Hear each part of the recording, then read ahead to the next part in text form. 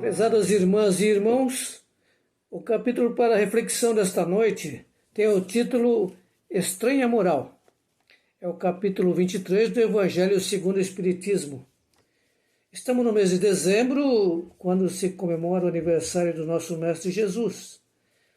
O nascimento de Jesus, aquele que veio nos ensinar a praticar a lei da justiça e caridade com amor. Nós tivemos no nosso planeta, até o momento, 3 grandes revelações. A primeira com Moisés, quando nos trouxe o ensinamento do Deus único, após 40 anos no deserto, doutrinando as crianças que nasciam, uma vez que os adultos já estavam dominados pelo politeísmo. E Moisés estabelece, então, a crença no Deus único, Criador de todo o universo, de tudo que existe. Jesus vem após nos ensinar a lei do amor. Moisés tinha trazido para nós o Deus único, mas um Deus duro, implacável com os inimigos, aquele que daria vitória sobre os inimigos. Jesus vem falar que nós somos todos irmãos. Poucas vezes Jesus se refere aos inimigos.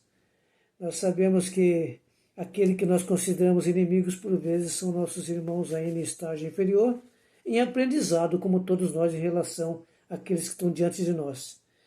E, após a doutrina de Jesus,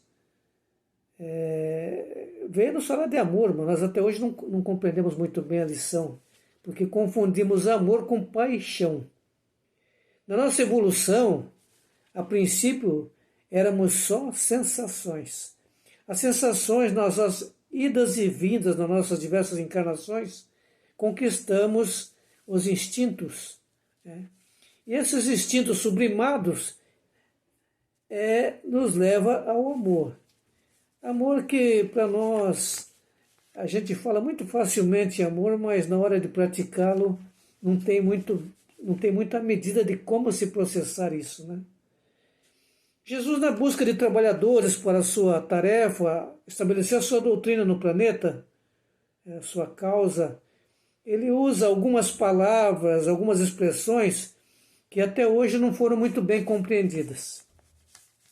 E essas expressões são juntadas nesse capítulo 23 do Evangelho segundo o Espiritismo, com o título Moral Estranha, ou Estranha Moral. Realmente, algumas palavras que nós verificamos que foi dita por Jesus, nós não compreendemos e achamos que, será que foi Jesus mesmo que disse isso? Mas, na verdade, toda vez que nós nos colocamos diante dessa situação, é importante lembrar que ou nós entendemos mal o que foi dito, ou não foi dito daquela maneira. Porque na busca pelos trabalhadores, Jesus se expressa de uma forma que, na tradução, muitas vezes, nós nos perdemos. Então, quando se dirigiu àqueles que pretendiam segui-lo, lhes disse: aquele que amar mais seu pai, sua mãe, seus irmãos, sua esposa e seus filhos do que a mim, não são dignos de mim. Ou seja, não são dignos de seguir-me. Mas por que Jesus teria dito isso? Afinal de contas, nós todos amamos muito nossos pais, não é verdade? Nossos filhos, então. Mas, se nós fizermos uma pequena reflexão, vamos ver que quando Jesus falava de desapego, porque quando o filho deixa a casa paterna para ir servir as Forças Armadas, ele tem que se concentrar naquilo que ele vai fazer. Ele não pode estar lá no quartel se preocupando com pai, mãe, irmãos, filhos, esposa. O mesmo ocorre com a filha quando sai de casa para contrair matrimônio. Ela vai seguir o seu esposo, vai construir o seu lar, a sua vida, e não vai poder estar se preocupando, apegada a família que a criou, né? Os pais, por exemplo. Mas Jesus lembra que todo aquele que segui-lo vai ter a sua recompensa na forma de 100 por um. Naturalmente, Jesus não se dirigia a homens ou mulheres. Jesus falava a espíritos que somos. Então, essa recompensa é a nossa evolução, o nosso crescimento espiritual. Era isso que Jesus queria dizer. Né? Porque quando disse a um outro, segue-me, este respondeu, permita que antes eu vá enterrar meu pai. Ora, é claro que Jesus permitiria se o pai dele tivesse morrido, mas não era isso que tinha ocorrido. Né? Aquele rapaz que foi convidado a segui-lo pretendia assistir o pai, os pais dele, né, enquanto estivessem vivos, até que desencarnasse para então seguir Jesus. Isto é o que ocorre, via de regra, com a maioria das pessoas. Ao ouvirem as lições de Jesus, lá na Sexta-feira Santa, quando se faz aquela caminhada toda, Jesus é pregado na cruz, e as pessoas se emocionam, né? Então, vê todo aquele sofrimento, sente vontade de seguir Jesus, mas o que elas dizem? Permita antes que eu vá criar meus filhos, permita que eu me case, né? Depois eu vou, depois que meu pai, que depende de mim, desencarnar, eu vou, né? Quando eu me aposentar, eu irei. Na verdade, é um sentimento expresso na hora da emoção.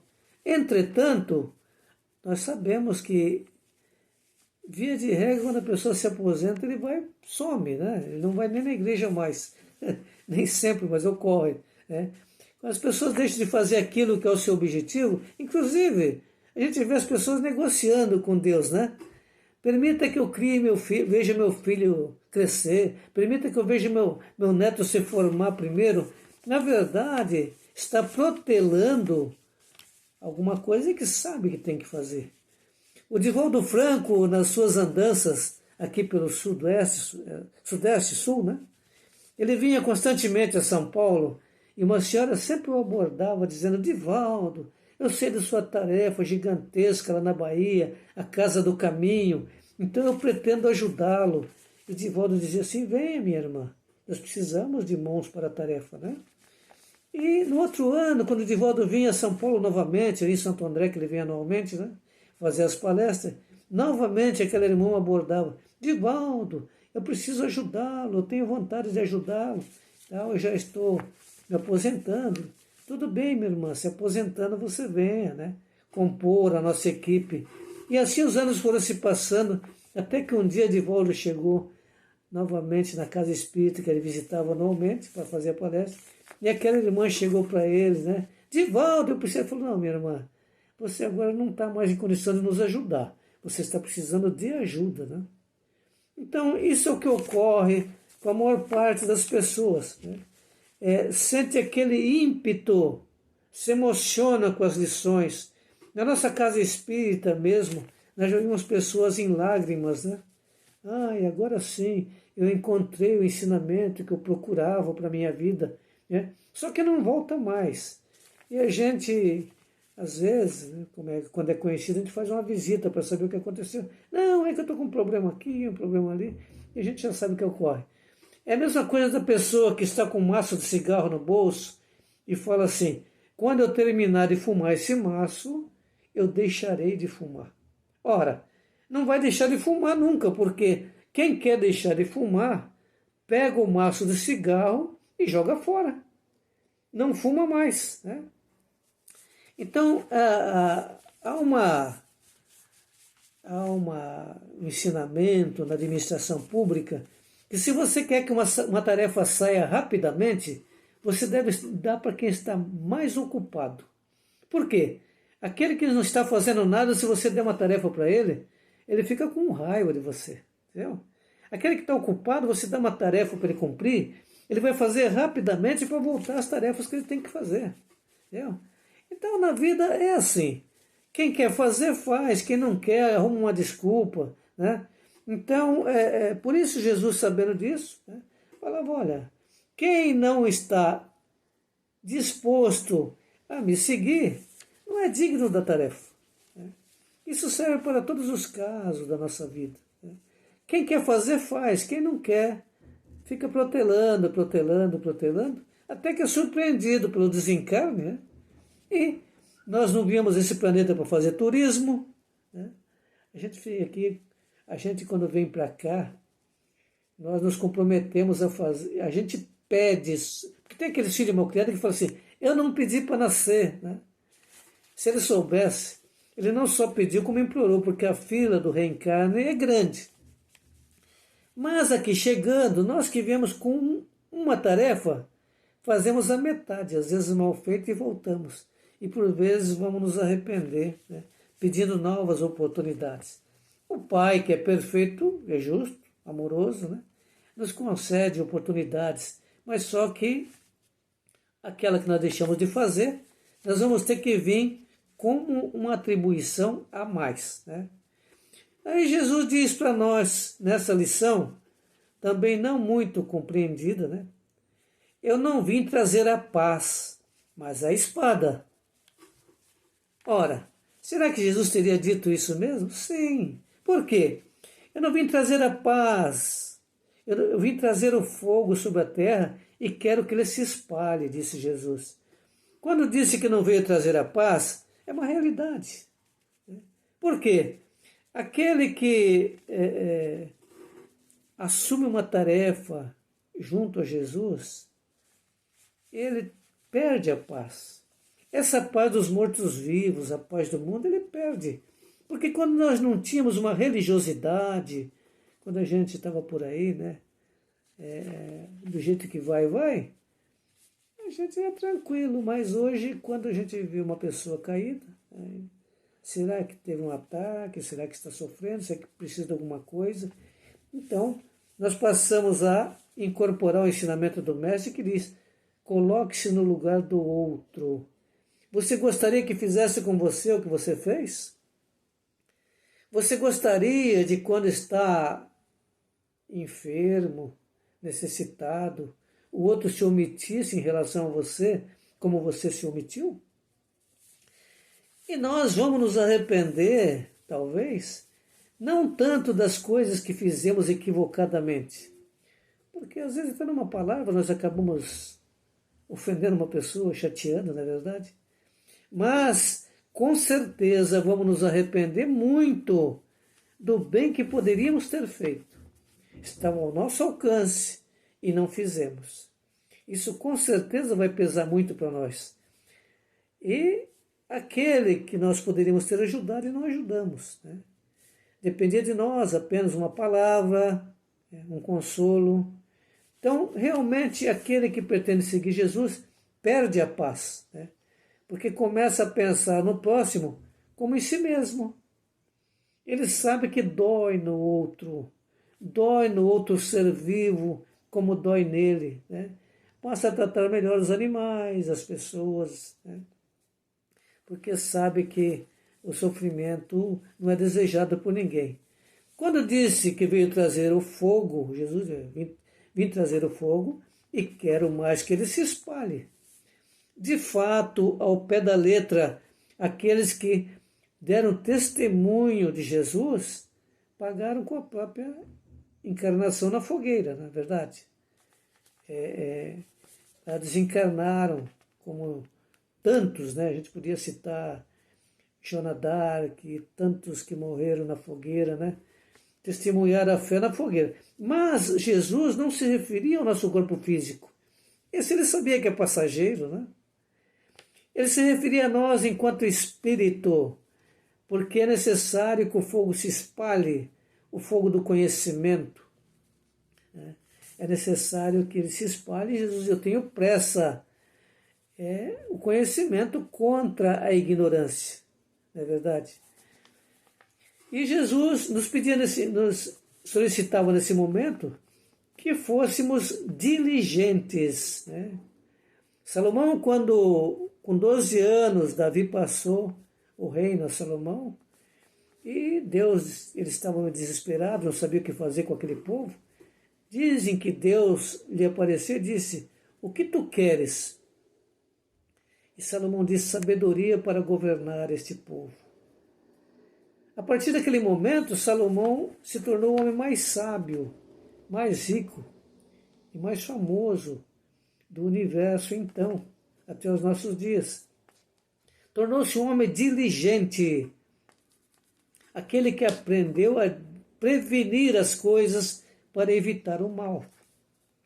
A doutrina espírita nos ensina que o mal provém de duas fontes: aqueles que podemos evitar e aqueles que fogem da nossa...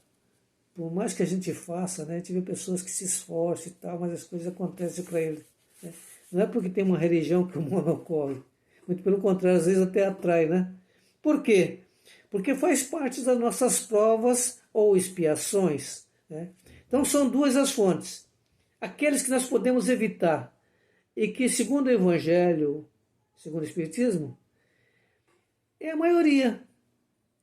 Quando somos diligentes, diligente é aquele que constrói a casa sobre a pedra, onde a água não corrói, onde não tem como cair, né?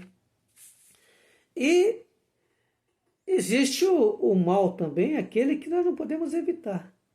Mas, via de regra, o mal ocorre por três vertentes: por imprudência, é aquele quando a pessoa avança um sinal de trânsito, né? Quando sai correndo com o carro mais do que deve, e tantos outros tipos que a gente conhece. Existe a negligência, todo aquele mal que a gente poderia ter evitado e não evitou. Por exemplo, se a gente não examina o carro para ver se está com óleo de freio, né? Quando vai brecar, não breca, né? Então temos que ser diligente, prevenir as coisas, né?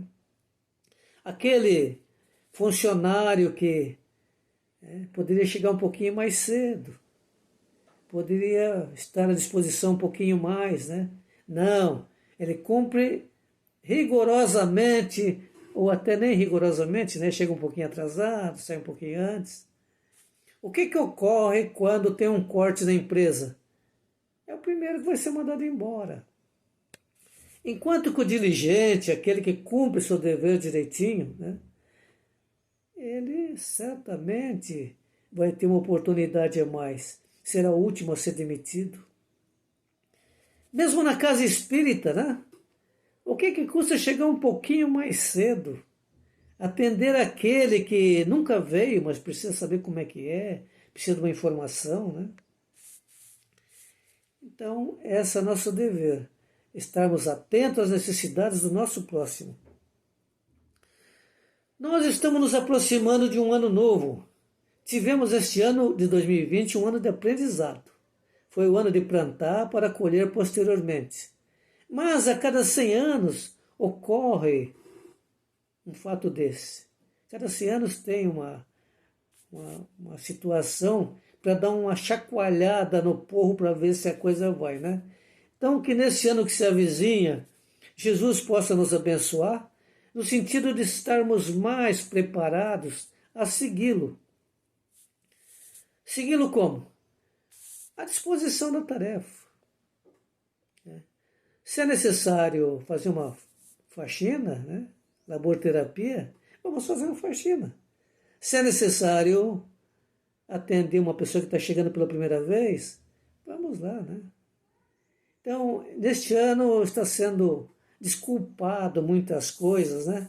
Por causa da pandemia. Esse vírus que nasceu na China, né?